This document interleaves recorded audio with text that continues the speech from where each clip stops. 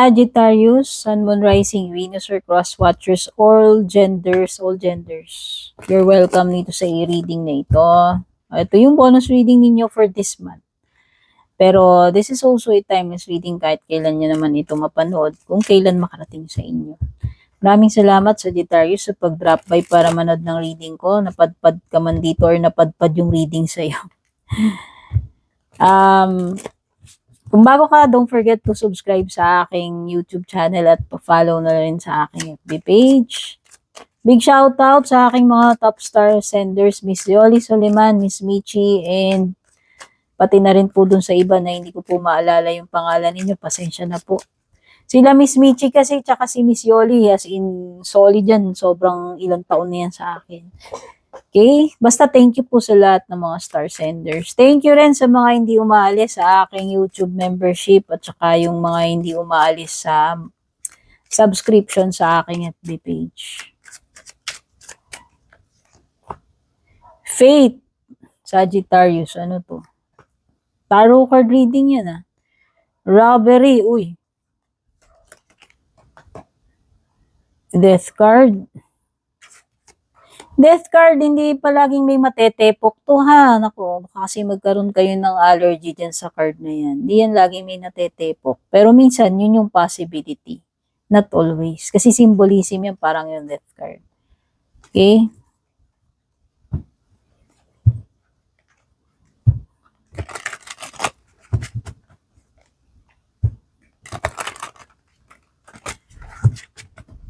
May pagpapakatao. Pagpapakatao, may saving, merong ending, transformation, something na hindi mapipigilan na pangyayari.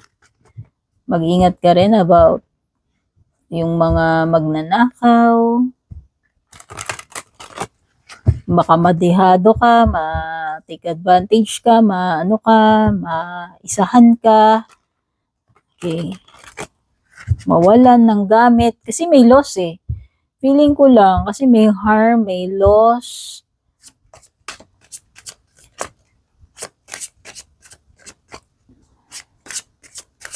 Fortune telling daw, baka ito card reading. O baka gusto mo magpa-private reading. By the way, mag-PM ka na lang sa akin. Or it could be na merong something dito sa reading mo na dapat mong tandaan. Baka mamaya mangyari talaga or alam mo, something related doon. Kasi parang merong coincidence eh. So pag sinabi natin, pwedeng nagkataon lang or pwedeng talagang nagkatotoo. Something na related sa reading mo. Feel ko lang. Kasi lumilitaw ang card reading dyan. Ayan. Okay? So tandaan mo na lang yung mga nandito. Wag, i-secure nyo yung bahay nyo, maglagay kayo mga CCTV. Pag nagbabiyahe ka, mag-ingat ka rin kasi may mga magnanakaw din minsan sa ganyan eh. Kahit saan, meron. Diba? Identity nga ngayon, hinanakaw na eh. Diba? So, ingat na lang sa mga ganun. Kasi pwedeng may harm, pwedeng may loss, no? Lalo na lumitaw, robbery at saka ito. Especially sa savings mo. Keep track at saka protektahan mo yung mga, kung ano man yung mga assets mo, mga pera mo sa bangko, kung saan.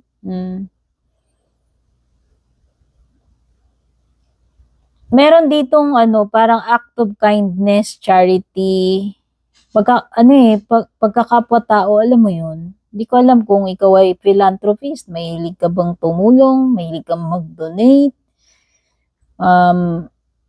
parang mga ganun.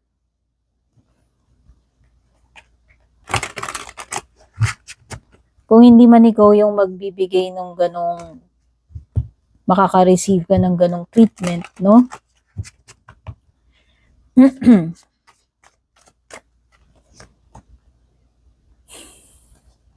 Temperance page.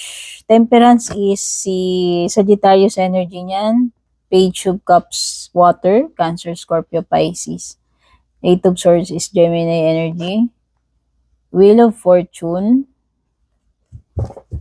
Sa bottom mo, you have Two Pentacles, Capricorn energy. Mga numbers na lumilitaw sa cards. May number 10, 59, 79, 49, 64, 14, number 8, number 10, and number 2. At mabuti naman at ang iyong Wheel of Fortune ay naka-upright Sagittarius kasi that's a good sign na magbabago na yung kalagayan or sitwasyon mo. At itong pagbabago na to, ito ay change for the better. Kasi naka-upright ang iyong Wheel of Fortune. Okay? So, asahan mo na yung mga magagandang pagbabago na yan. Asahan mo na iikot na uli yung wheel at this time, ikaw yung nasa ibabaw. This time, nandun ka sa maayos na kalagayan situation.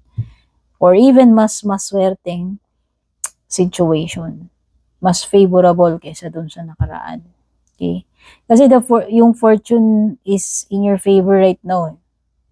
Kaya ito yung magandang pagkakataon para sa'yo. Especially kung may mga gusto ka ring ayusin, baguhin, gawin.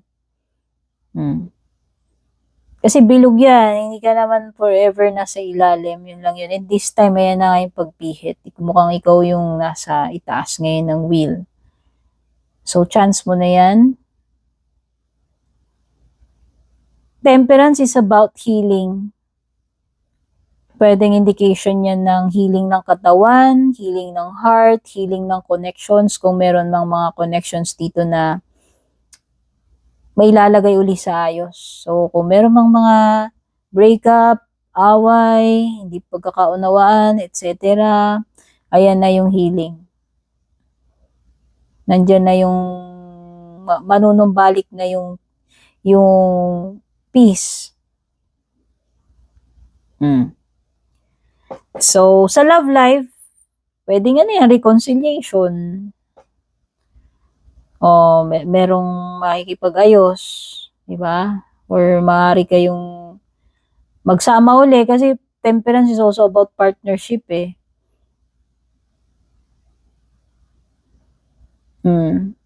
Pwedeng ganun. Ayan no, may makikipag-communicate sa'yo eh. Page of Cups. May magandang balita by the way. Pero yan ay ano, something related sa love life mo. Yun nga yung sinabi ko na reconciliation na nafe-feel ko healing. Kaya pwedeng may mag-reconnect, pwedeng may mag-message siya sa'yo, kung sino man sa inyo. Page of Cups kasi is mensahe, mensahero. Ang ganda, pwede rin namang opportunity yan when it comes to sa creative side or sa career mo. Pwede rin na may new opportunity. O, di ba? Eight of Swords reverse, makakawala ka na eh. Nakakita ko na rito na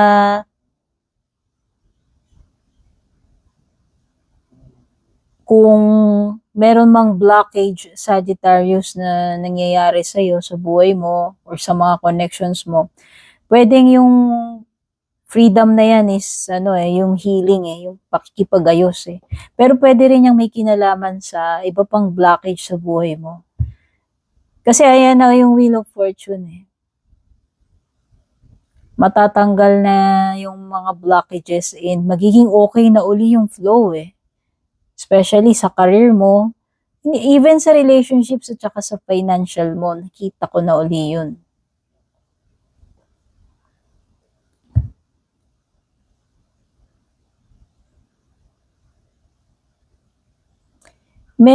Merong situation with the Two of Pentacles na kailangan mong mag-decide, mamili at mukhang isa lang yung pwede mong i-keep dito. Hindi mo ito kayang pagsabayin, especially kung gastusin ito. Oo. Kahit gustuin mo mang pagsabayin, i-maintain mo pareho, mukhang hindi mo kakayanin when it comes to budget. So, pili ka lang. Isa lang ang kaya mong i-maintain dito. Yung isa, isasalya mo yan. For sure. Okay?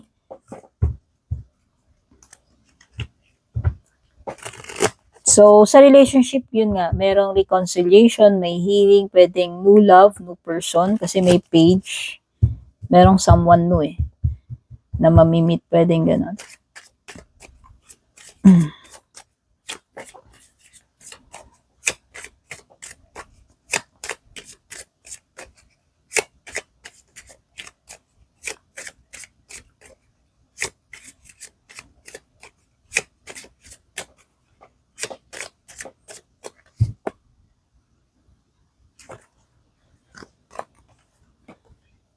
Moon energy is amplifying the situation. Moon, nare-recharge ng moon kung ano man daw situation. And moon is associated sa ating mga emotions.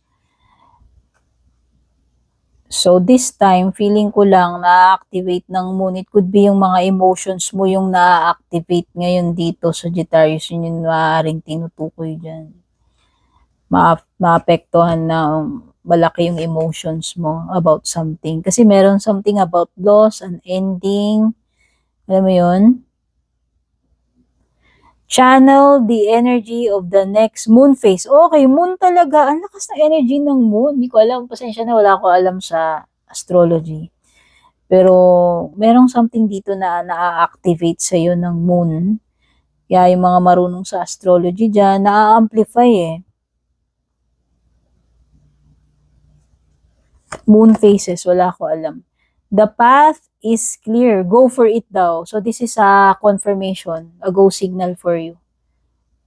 Na i-go mo daw yan.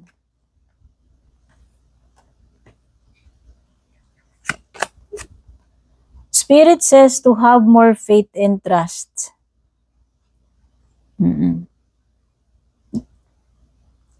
Basta magtiwala ka lang dito sa divine. Yun yung sinasabi rito. Have more faith and trust. Kasi magiging clear din yung path dito eh. And yun nga, sabi nga, once na ma-confirm yun, kung talagang gusto mo yan, i-go mo yan. Kung ano man yan at tungkol saan man yan. Okay, kung may iba ka pang tinatanong, no daw. Ito, maliwanag to.